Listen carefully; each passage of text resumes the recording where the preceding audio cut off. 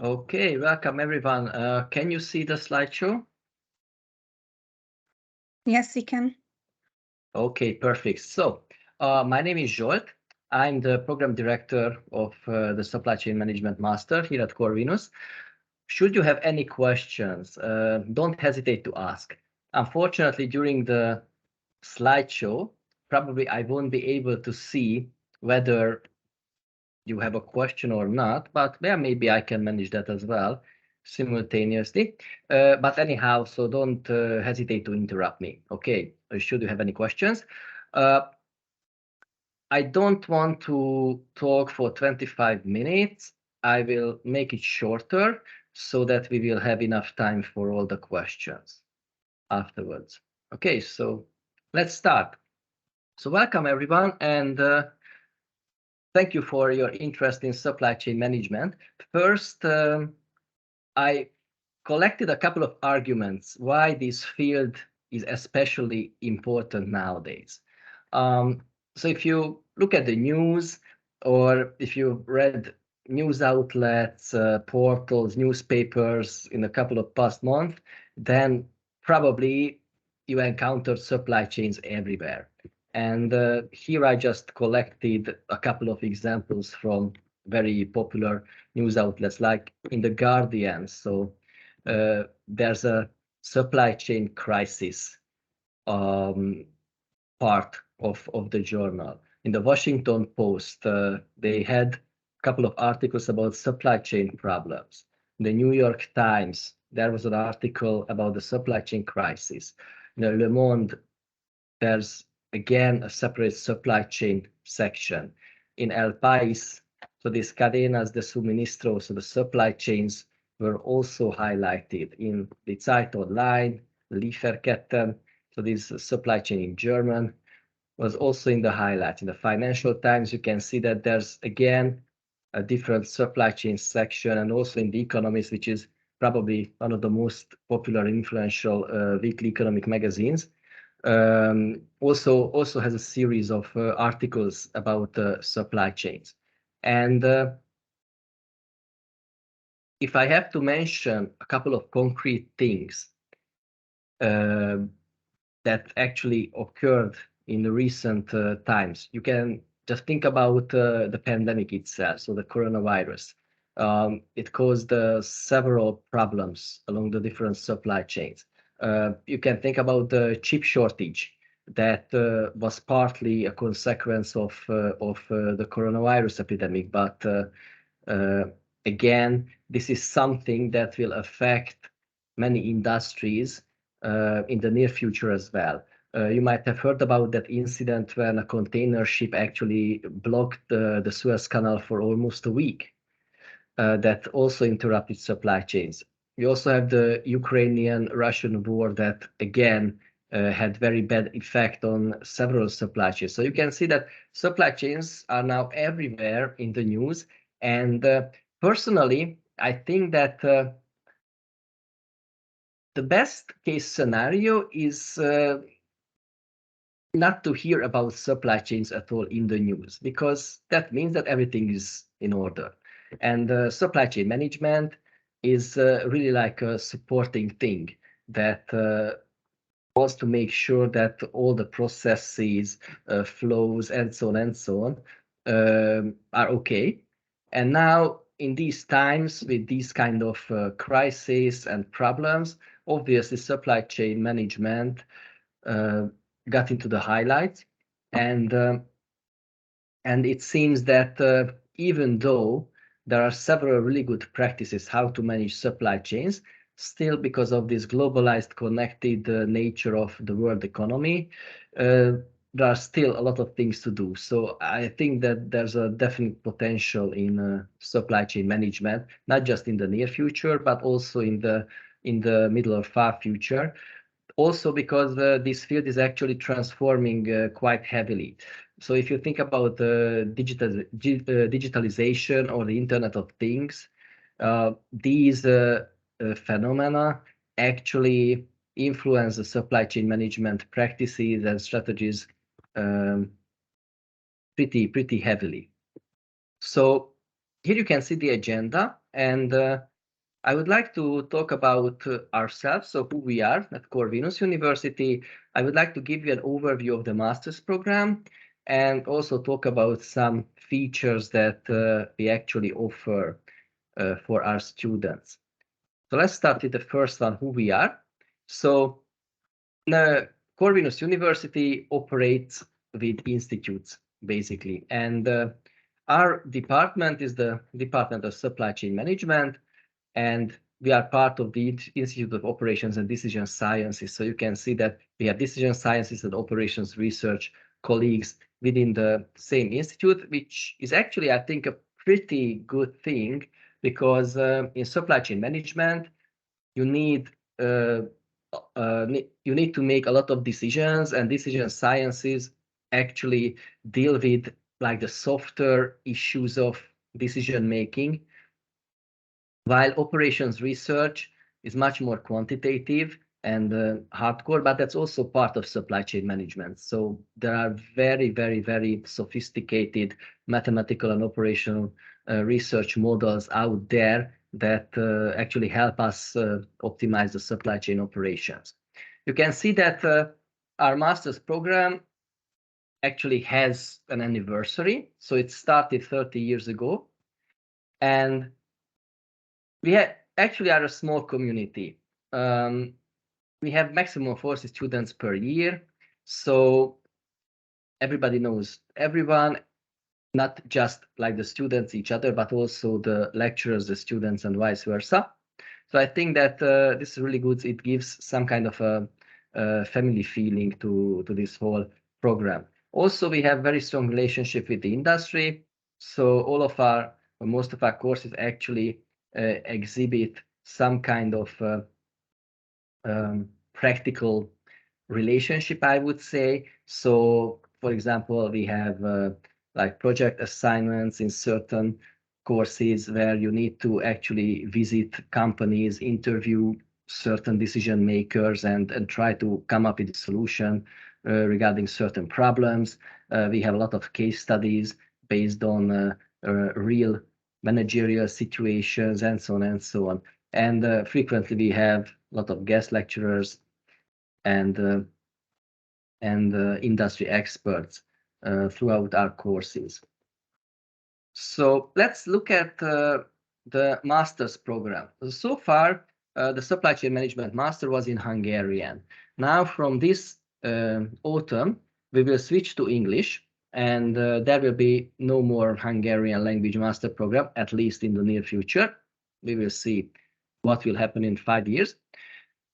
And actually, there will be two versions of this master's program. Probably you have heard about the 1-year version in the general announcement.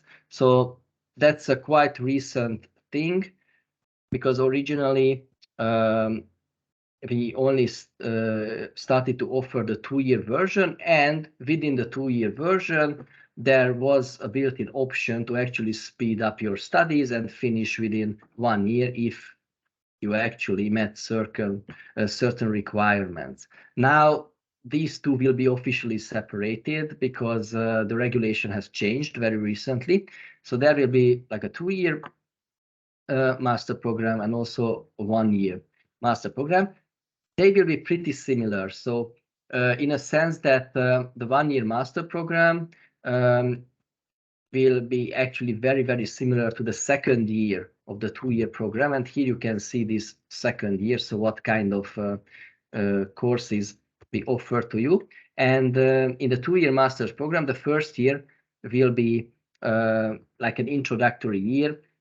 So you can see that there will be 2 major blocks of courses. The first one is laying the foundation. So these will be introductory courses on supply chain management and logistics that will actually prepare you for the second-year courses. And also there will be compulsory electives in various business topics just to broaden your horizons. So we really don't want to just give you supply chain management knowledge, because supply chain management is also operating in a context. So there will be other functions. You need to know the principles of the other departments and colleagues and so on and so on. So I think it's better to give you this kind of broadening. So the core courses in the second year, you can see these here. And basically, we will cover every aspect of supply chain management. We will deal with the purchasing and supply issues. We will deal with operations. We will look at the strategic part of operations within the operation strategy and research course. Then we will look at the more hands-on or practical issues within smart manufacturing and operations. We will also discuss the digitalization and lean improvements of this field. In operation strategy, we will deal with the strategic questions. So, for example, what kind of operation strategy would be good for your company? Why? What are the options? Where you should locate facilities? How you should design the layout? We will talk about the different roles of facilities in a network. What kind of knowledge capital will be generated in a network of companies, how you can distribute that knowledge, and so on and so on. So a lot of very important and relevant stuff. Also, we will look at the legal aspects of logistics. Unfortunately, we cannot avoid that. So if you need to transport something, distribute something, and so on, there will be very important contractual obligations and regulations, which are actually followed by the companies worldwide. So we will discuss those questions in detail. Also, we will look at the logistics and distribution aspects of supply chain management. So this will be the first semester, and you can see that the courses will be organized in a quarter year form. Then in the spring semester, in the first quarter, we will talk about supply chain planning. So from the very short term to the very long term. Also, we will look at the controlling and finance issues within supply chains, which is again a very, very important thing. But so far,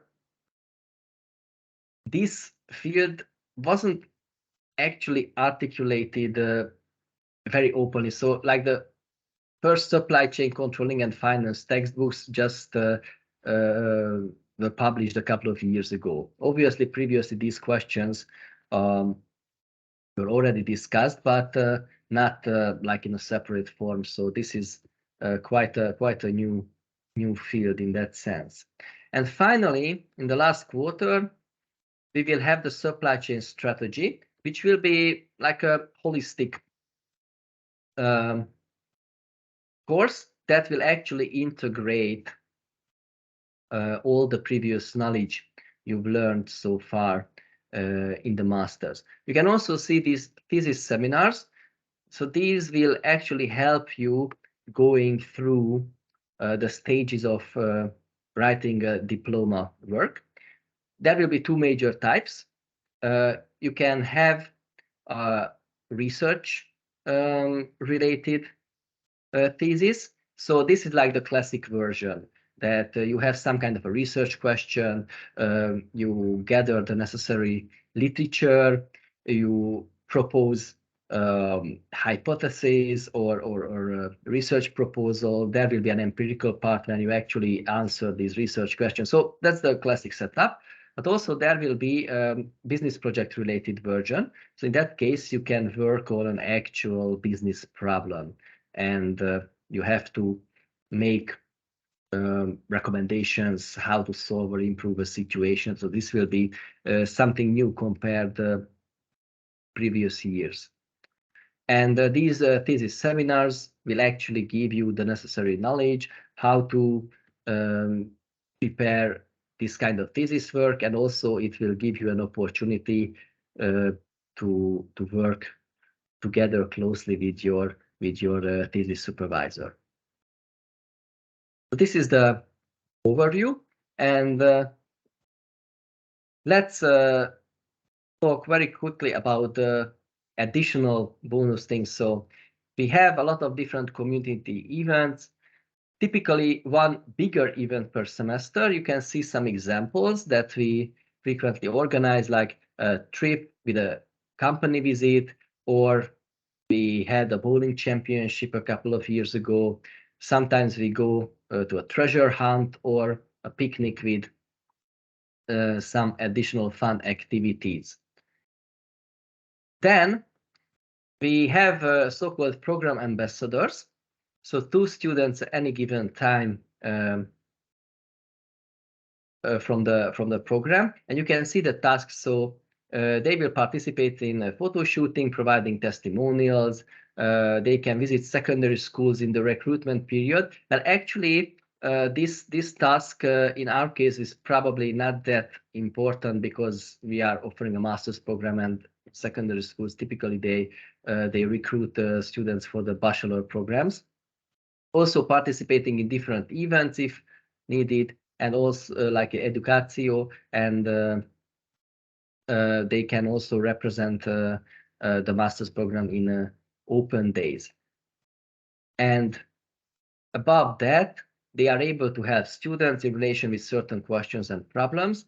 So basically what we expect of the ambassadors is that they should be able to talk about their program, their experiences, and also why they would recommend the program for other students.